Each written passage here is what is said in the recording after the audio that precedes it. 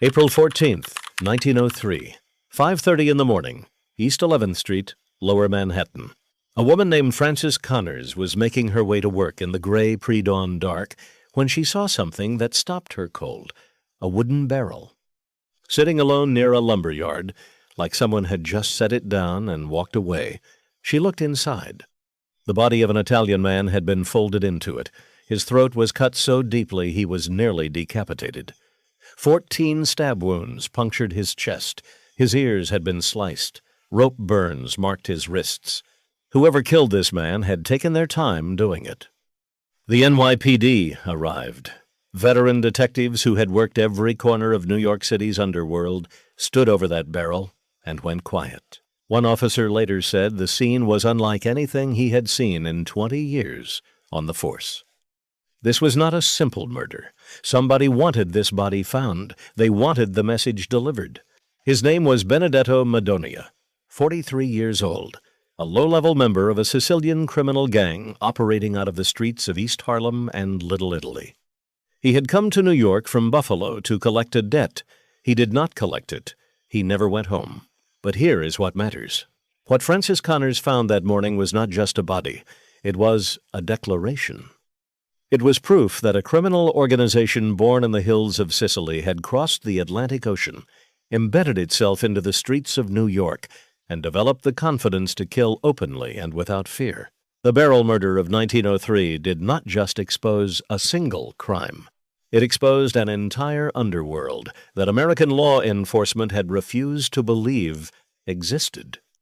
This is the story of how one barrel changed everything. The detective who risked his life to prove the mafia was real, the mob boss with a deformed hand who ran the first American crime family, the Sicilian godfather who brought the old country rules to the new world, and the cover-up, the betrayal, and the assassination that followed.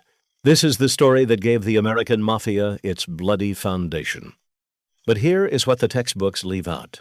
The man who ordered that murder believed he would never be caught. He was almost right.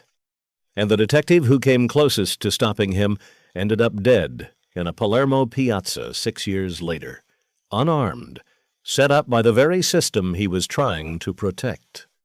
To understand all of that, we need to go back to Sicily, and to a village called Corleone. Giuseppe Morello was born on May 2, 1867, in Corleone, a hilltop Sicilian town that would one day make its name famous for all the wrong reasons. His father died when Giuseppe was 5. His mother remarried into the Terranova Mafia clan. That remarriage shaped everything that followed. Giuseppe was small and wiry, with one defining physical feature that set him apart from every other man in any room he entered. His right hand was deformed. He had only a single working finger. The hand curled inward like a claw. People would call him many things over the years. The clutch hand, the old fox, boss of bosses. But in those early years in Corleone, he was simply the boy who grew up inside the Mafia's inner circle and learned, faster than anyone around him, how it all worked. By his early 20s, Morello was already running a counterfeiting operation in Sicily. When the operation was exposed and a murder investigation pointed his way, he made the same calculation that thousands of Sicilian criminals made in the 1890s. He boarded a ship for America. He arrived in New York around 1892. He was 25 years old, nearly broke, and completely unknown. He did what immigrants do. He worked. He labored on farms in Louisiana, picked cotton in Texas, contracted malaria, and came back to New York. He tried a saloon, a date factory. Both failed. By 1897, he had found his footing. He moved into Italian Harlem, built a network of Sicilian immigrants with criminal histories, and began doing what he knew best: extortion, robbery, counterfeiting. And when someone got in the way, he had a solution for that, too. In 1902, he acquired a saloon at 8 Prince Street in Manhattan. It became the gang's unofficial headquarters. He also had a property in New Jersey that investigators would later call the murder stable, a building where people went in and did not come out. Investigators would eventually link the Morello gang to over 100 murders. Now, remember the name Ignazio Lupo. He matters more than almost anyone in this story. Lupo the Wolf, that was his nickname. And he earned it. Ignazio Lupo, 5 feet 10, lean and dark, had fled Sicily after a murder and arrived in New York in 1898. He opened a grocery import business at 210 Mott Street as a front. He was cold, methodical, and completely without mercy. When Lupo married Morello's half-sister Salvatrice in 1903, the two men became family, and their gang became something more organized than New York had seen before. Morello was the strategist. Lupo was the enforcer. Together they built an operation that covered counterfeiting, loan sharking, extortion, and the Black Hand racket. You have to understand the Black Hand for a moment, because people get it wrong. The Black Hand was not an organization. It was a method. Criminal gangs sent threatening letters to Italian business owners and immigrants. The letters were signed with a hand stamped in black ink. Pay us, or your family suffers. It was a perfect crime for the era. The victims were immigrants who did not speak English, did not trust the police, and came from cultures where reporting the mafia meant a death sentence. By 1903, the Morello gang was the dominant criminal power in the Italian neighborhoods of New York. And then a man from Buffalo came to collect a debt, and everything began to unravel. Here is what happened to Benedetto Madonia, and here is where it gets interesting. Madonia was not a random victim. He was connected to the Morello gang through his brother-in-law, a man named Giuseppe Di Primo, who was then sitting in a federal prison for counterfeiting. Di Primo was one of Morello's people. He had been arrested, convicted, and sentenced. And in the mafia world, when one of your men goes to prison, the organization is supposed to take care of him. Legal fees, support for the family, that was the code. Morello was not honoring the code. Madonia had written Morello an angry letter from Pittsburgh, where he was trying to negotiate Di Primo's release. The letter, which investigators later recovered, tore into Morello for refusing to spend money on his own man. It accused him of treachery. That letter was Benedetto Madonia's death warrant. Morello summoned him to New York. Madonia arrived in the city on April 13, 1903. He met with members of the gang that evening. Secret Service agents from the United States Treasury, who had been watching the Morello gang for counterfeiting, observed Madonia in the company of gang members that very night. They noted his face. They had no idea what was about to happen to it. The next morning, Francis Connors found what was left of him. Now watch how the evidence trail builds. Petrosino examined the barrel, sugar barrel, marked with the stamp of a local refinery. He noted the sawdust packed inside it, the butt ends of cheap Italian Toscano cigars. He traced the barrel to a pastry shop and cafe on Elizabeth Street, the Cafe Pasticceria, Morello gang territory. An identical barrel sat on the premises. The sawdust matched. The cigar butts matched. The barrel had not traveled far. William Flynn of the Secret Service, the man his agency called the Bulldog Detective, took the lead on the arrest operation. His agents had the surveillance records that placed Madonia with the gang the night before the murder. Police moved fast. Morello was arrested as he walked along the Bowery at midday. Lupo was taken at his residence. A man named Vito LaDuca was pulled from a tenement near the gang's butcher shop. More than a dozen men were brought in for questioning. Over 13 suspects were eventually held. Then Petrosino did something brilliant. He went to Sing Sing prison with a photograph. Di Primo, Madonia's brother-in-law, looked at the photograph and identified the dead man. Next day, Petrosino took a train to Buffalo and knocked on the door of Madonia's widow. She confirmed it. Her husband had been a member of a secret society. He had gone to New York to get money owed to Di Primo. She had never seen him again. She also told Petrosino something that cracked the case open. She mentioned her husband's pocket watch, his prized watch, now missing. Petrosino remembered something. During the arrest of Tommaso Petto, the Morello gang's chief enforcer, officers had found a pawn ticket in his pocket. Petrosino pulled that ticket. He went to the pawn shop. He walked out with Benedetto Madonia's watch. Tommaso Petto, known as the Ox, born in Palermo around 1879, built like a freight car.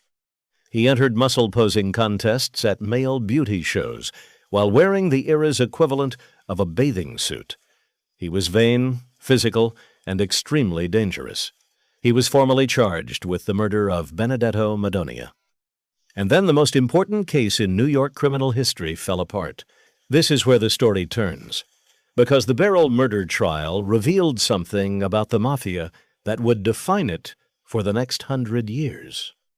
The organization's most powerful weapon was not the knife, the rope, or the gun. It was silence and fear. During the inquest, gang members packed the gallery. When Madonia's widow took the stand, they stomped their feet on the floor. The noise filled the room. She looked at the defendants and changed her story. She no longer remembered what she had told Petrosino. She no longer knew anything that could help the prosecution. Madonia's brother-in-law, recently paroled from Sing Sing, contradicted the written deposition he had given Petrosino. He laughed openly when asked whether he had ever met Morello. He had nothing to say. Then came the most brazen move. The defense put forward another man who claimed to be Tommaso Petto. They used a pistol license as identification. The prosecution scrambled. Who was the real Petto? The court was confused. Witnesses who had been willing to identify the enforcer now went silent. The case collapsed. Morello and Lupo walked free. Petto was released on bail. His charges were eventually dropped. New York was furious. The newspapers called it a humiliation for law enforcement. The Italian community was terrified. One gang member, released on bail through connections to the politician Big Tim Sullivan, was heard saying it was Madonia's own fault that he got killed. Petrosino was furious in a different way, because he knew now exactly what he was dealing with. This was not a street gang. This was not disorganized crime. This was a system, coordinated across cities, linked to Sicily, protected by intimidation and political favors, and sophisticated enough to destroy a murder prosecution from inside a courtroom gallery.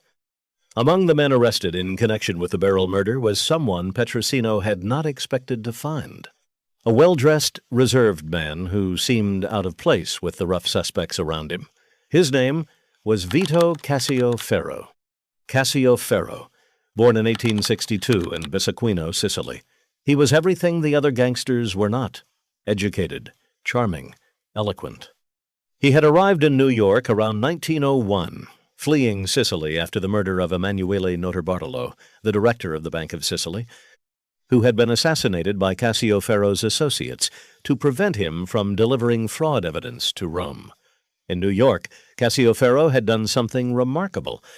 He had taken the Morello gang and begun shaping it into a real mafia family. Initiation rites, oaths of loyalty, the burning of a saint's image, the blood oath of Omerta, the code of silence under penalty of death. Petrosino arrested him. The charges did not stick. Cascio Ferro was acquitted. He was, he claimed, an importer of Italian goods. His manners helped sell the story. He slipped the case, fled to New Orleans, and then sailed back to Sicily. Before he left, accounts say he placed a photograph of Petrosino in his breast pocket and made a promise. Petrosino placed a photograph of Cascio Ferro in his own breast pocket and made the same kind of promise. In September of 1904, Commissioner Theodore McAdoo formally granted Petrosino command of 5 plainclothes detectives, America's first organized crime task force. They called it the Italian Squad. It had no official budget, no building, and enemies inside the NYPD who resented its existence. Petrosino rented a small apartment at 175 Waverly Street in Greenwich Village as their headquarters and paid for it himself. By December of 1908, the unit had grown to 25 officers with a Brooklyn branch. Petrosino was promoted to lieutenant. In just 4 years, his squad had made hundreds of arrests, deported dozens of known criminals, and reduced documented crime in the Italian neighborhoods by an estimated 50%. But Morello and Lupo were still operating. The Beryl murder case had gone cold. The witnesses were still silent. The gang had reorganized, refocused on counterfeiting operations that stretched from New York to New Orleans to the rural South. And Cascio Ferro in Sicily was reportedly sending new men to New York to replace the ones Petrosino had put away. In February of 1909, Petrosino accepted a secret mission. Commissioner Theodore Bingham had privately raised $30,000, reportedly from private donors, including New York financial interests. The plan was simple and ambitious. Petrosino would travel to Italy undercover, gather evidence on Sicilian criminals who had fled to America with fraudulent papers, and build the foundation for a series of mass deportations that could cripple the Mafia's recruitment pipeline. Petrosino was 48 years old. His wife, Adelina, had just given birth to their daughter, also named Adelina, weeks earlier. He did not want to go. He went anyway. He sailed under an assumed name on February 9, 1909, a Jewish merchant named Simone Velletri. He traveled alone. And then Commissioner Bingham, in what can only be described as a catastrophic act of carelessness, confirmed the mission to a New York Herald reporter who had promised to sit on the story. The reporter published it. The story ran in the Herald's European edition before Petrosino reached Palermo. Within days, it had been reprinted across Italy. 2 members of the Morello gang had already traveled to Sicily. Word moved fast. On March 12, 1909, Petrosino dined alone at the Café Oreto near the waterfront in central Palermo. He had spent the day working his contacts, gathering documents, building his case. That night, he walked toward the Piazza Marina, a public garden near the waterfront, where he was to meet what he believed were informants. He left his revolver in his hotel room. He had been told he could trust these men. At 8:50 p.m., on the rain-slicked cobblestones of the Piazza Marina, at least 2 gunmen approached and opened fire. 4 shots. 3 found their mark. Petrosino fell on the sidewalk, shot in the face, the throat, and the right shoulder. A young Italian sailor ran to him. There was nothing to be done. Joseph Petrosino died in Palermo at 48 years old, the only New York City police officer ever killed in the line of duty on foreign soil. He was unarmed. He was set up. And the murder was almost certainly never going to be solved, because the men who knew the truth were protected by the same code of silence that had let the Beryl murder walk free 6 years earlier. The aftermath was staggering. In New York, the news hit like a bomb. On April 12, 1909, Petrosino's body arrived from Palermo aboard the steamship Slavonia. It had been sent home unembalmed. The coffin was sealed. On the day of his burial, New York City declared a public holiday. Over 200,000 people lined the funeral route from Old St. Patrick's Cathedral on Mott Street to Calvary Cemetery in Queens. Police officers, firefighters, immigrant families, and the citizens of Little Italy stood in silence as the 6-horse caisson passed. It was, the New York Times wrote, a mourning as deep as the city had ever seen. Vito Cascio Ferro was arrested for the murder. He provided an alibi. He was released. An anonymous letter sent to Petrosino's squad the day after the killing named members of the Morello family as architects of the hit. Investigations in both countries went nowhere. Over a century later, in 2014, Italian police recorded a descendant of one of the suspected killers bragging that his great-uncle, a man named Paolo Palazzato, had carried out the assassination on behalf of Cascio Ferro. The case remained officially unsolved. What happened to the others? Tommaso Petto, the Ox, never faced justice for the Beryl murder in court, but the streets delivered their own verdict. On October 21st, 1905, he was shot and killed in Pittston, Pennsylvania. No arrest was ever made. Vengeance quietly administered. Morello and Lupo were finally brought down in 1910. Treasury agents under William Flynn built an airtight counterfeiting case after years of surveillance.